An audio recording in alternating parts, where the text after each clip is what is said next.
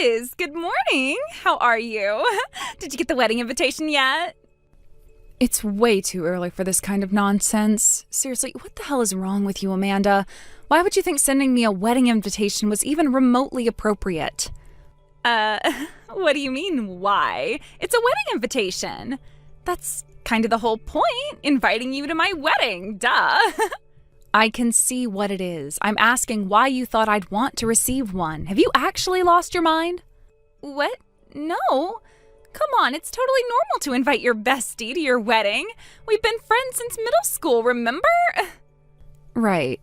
It is normal to invite your best friend to your wedding, as long as that best friend's boyfriend wasn't the groom, and as long as you didn't steal him from her while they were still dating. Are you still hung up on that? I already apologized, remember?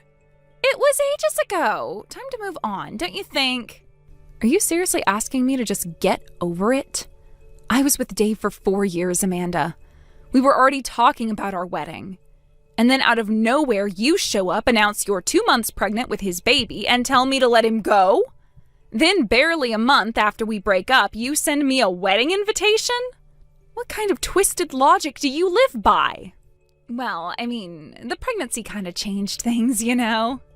I had to tell him, and he had to take responsibility. It's not like I planned it or anything. Things just happened.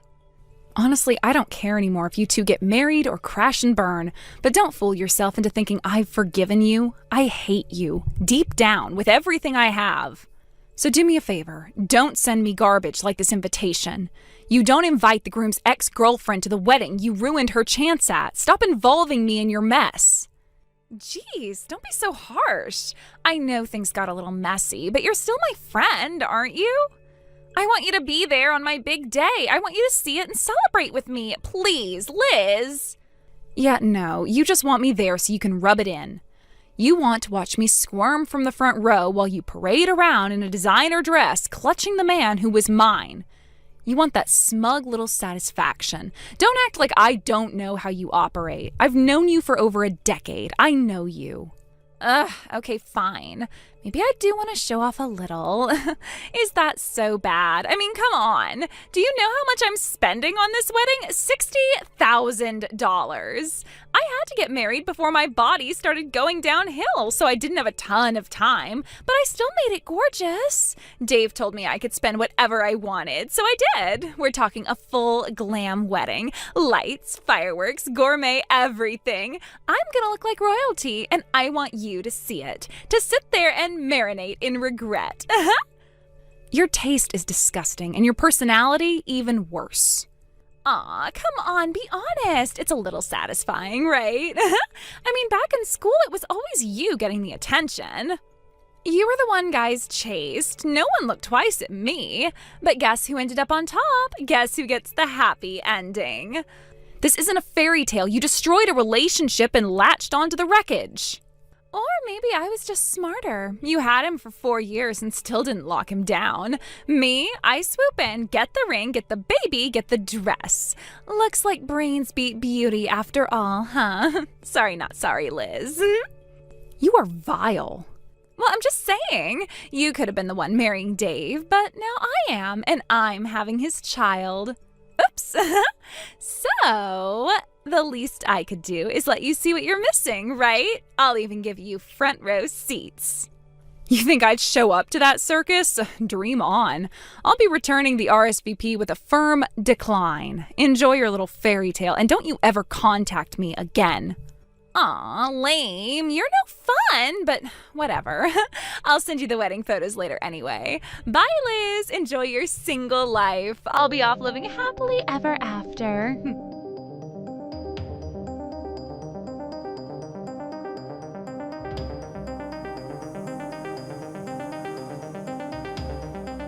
Liz, pick up. Please. What now, Amanda? Wait, isn't today your wedding day? Shouldn't you be walking down the aisle right about now? Why are you blowing up my phone? Because this is a disaster. Please, Liz, do you have Dave's contact info? I know you do. Just give it to me. Dave's contact info? You have it too, don't you? Why are you asking me? Because he ran. He's gone, Liz. He said he was going to change for the second outfit and then nothing. He just disappeared. And now everything's gone, his bag, his suit, his wallet, everything. I tried calling him, texting, emailing. He blocked me on everything. Even the stuff in the groom's room is gone. Wait, are you serious? Dead serious. I cornered one of his supposed cousins. Turns out none of them were real. His parents, his friends, all actors. They were hired for the day. I don't even know who I married. Liz, what the hell is going on? Yeah, that's what I figured. What? What do you mean you figured? Are you involved in this? Not involved. But you're the third woman this month to come yelling at my door about the same thing. What? Yeah, it's looking like Dave had at least 4 women on the hook, including me and you. Wouldn't be surprised if more came out of the woodwork. And guess what? He promised marriage to every one of them. Then on each wedding day he failed, took the cash gifts, and ran. One woman said he emptied her savings account, too. You're joking. You have to be joking. I wish I was, but no, it's real. And I guess he told all of you that my house was his house because all of you poor girls keep showing up at my front door. It's gotten so bad, I've started packing to move. Who cares about your stupid move? You're telling me Dave conned me? He's a literal con artist? That's marriage fraud. That's a crime. And you just sat on this? Honestly, yeah. I didn't even realize he was cheating on me with you, or with others. He was weirdly good at hiding it. I only found out after the first girl showed up crying on my porch. And you didn't think to tell me? If you knew he was a fraud, why didn't you stop the wedding? You could have saved me. Excuse me? You stole my boyfriend, remember? You knew we were together and you still went after him, so no, I don't owe you anything. Warning you would have been like helping out a thief. We were best friends, Liz. You could have helped me just this once.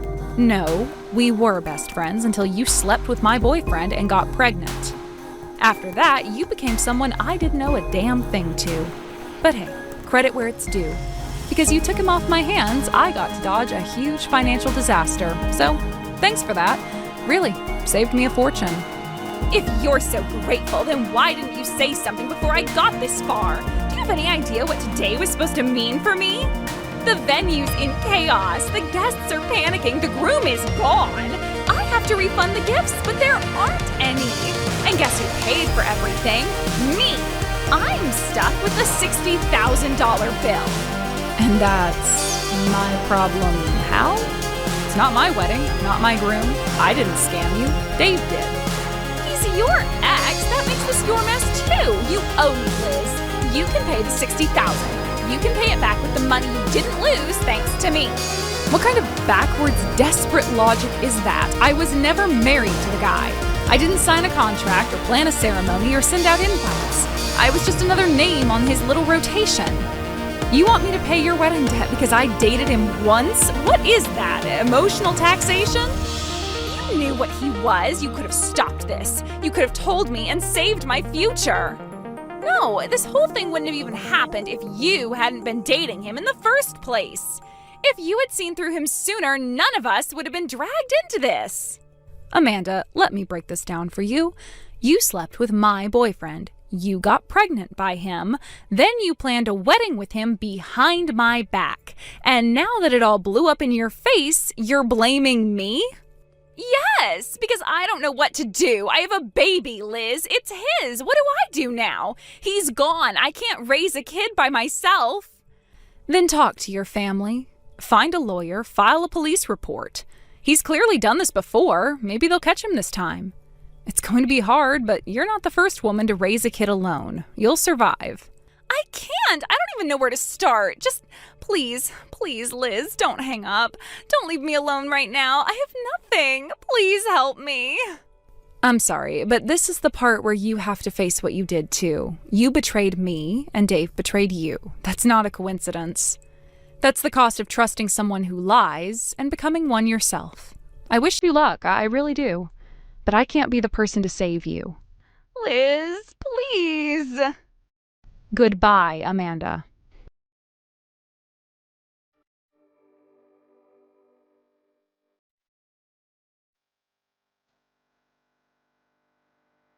After that fiasco, Amanda completely unraveled at the wedding venue. I heard it wasn't just a few tears or a quiet breakdown in the bridal suite. No, she went full meltdown mode. In front of everyone. She was screaming at people, throwing accusations, pacing back and forth in her gown like a woman possessed.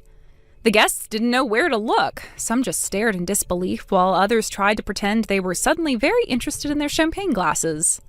And then, in the heat of it all, with her voice cracking and her makeup smudged beyond recognition, she blurted it out. She confessed, loudly, without any finesse or remorse, that she had stolen Dave from me. I wasn't even there, but the guests told me how their jaws dropped. The room went silent. One woman spilled her wine all over her dress and didn't even notice. It was that shocking. Apparently, Amanda said it like it was some sort of badge of honor, as if having snatched him away proved something. But all it did was expose her to the reality everyone else had been too polite to mention. The foundation of her relationship was nothing but lies, betrayal, and desperation. People started to leave. Some did so quietly. Others didn't bother hiding their disgust. I'm told one of her aunts called her shameless on the way out. Amanda, still in her wedding gown, tried to regain control of the situation. She grabbed the mic, laughed awkwardly, and said they'd return the wedding money to anyone who wanted it. But it was too late. The illusion had shattered, and no one was interested in playing along anymore. Eventually, she had no choice but to dismiss everyone. Guests were ushered out, and Amanda was left standing in the wreckage of her own choices. No reception, no dancing, no cake cutting, just silence, stunned family members, and a pile of unpaid bills. And those bills, they were significant. She and Dave had spent lavishly, the kind of over-the-top, Pinterest-perfect wedding that's more about appearances than meaning. Designer everything, imported flowers, and a string quartet flown in from another prefecture.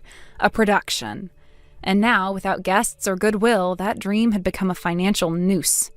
Amanda's parents, once proud and smiling as they walked her down the aisle, were now holding emergency family meetings trying to figure out how to pay for a wedding no one enjoyed and no one wanted to remember. And Amanda, she couldn't even process the numbers. She was too busy dealing with her crumbling image, her imploding marriage, and, most critically, her pregnancy. Because yes, she was expecting. At the time, she'd believed having Dave's child would seal the deal, bind him to her permanently. A kind of twisted romantic insurance. But now, as her belly grew, so did her problems. The costs of prenatal care, hospital fees, baby supplies, it all piled on top of the wedding debt like bricks on her chest. I heard she cried in her mother's arms more than once. Cried because the fairy tale she had fought so hard for had turned into a nightmare, and there was no going back. As for Dave, his downfall came just a few weeks later. 2 months after the wedding, the police caught up with him. He was arrested, not just because of what he did to me, but because he'd done it to others, too. Multiple women had filed complaints, some about financial deception, others about emotional manipulation, and still more about things I can't even imagine. It turns out Dave had been running a long con on more than just me. He had a pattern, a history, and eventually it all caught up with him. Amanda was blindsided. She had thought she was the exception, that she had won the prize. But what she got was a man with a mask, and when that mask finally came off, all she saw was a hollow shell with nothing to give and everything to take.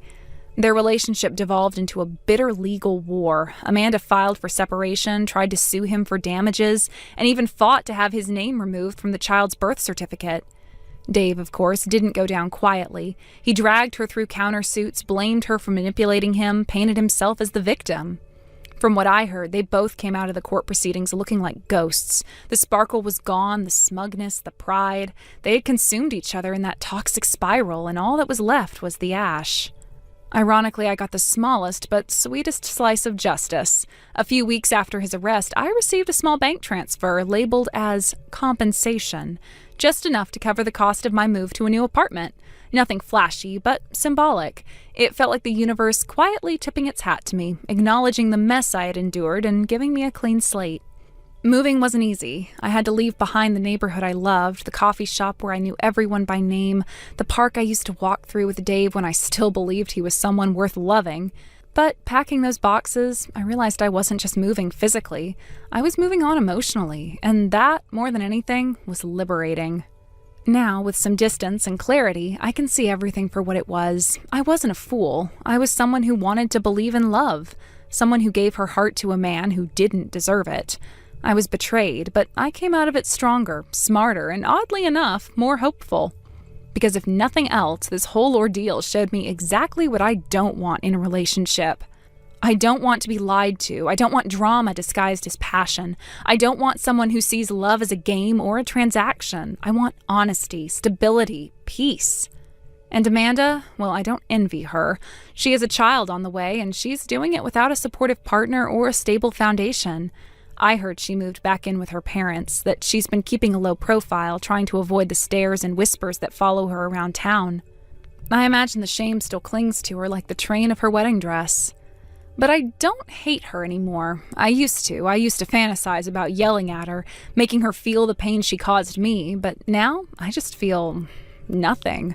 Maybe a hint of pity, because what she did wasn't just cruel, it was self-destructive.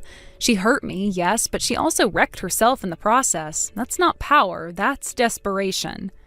Dave, he can rot for all I care. His chapter in my story is closed, locked, and buried. As for me, I'm okay. More than okay, actually. I'm rebuilding.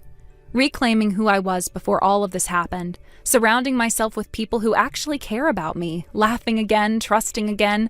Slowly, but surely. Thank you for watching and listening. We hope you enjoyed the video. Don't forget to like this video and subscribe. Also, feel free to leave a comment about what you thought of the story. We look forward to seeing you at the next story. Thank you for watching. Please subscribe and hit the like button. See you next time.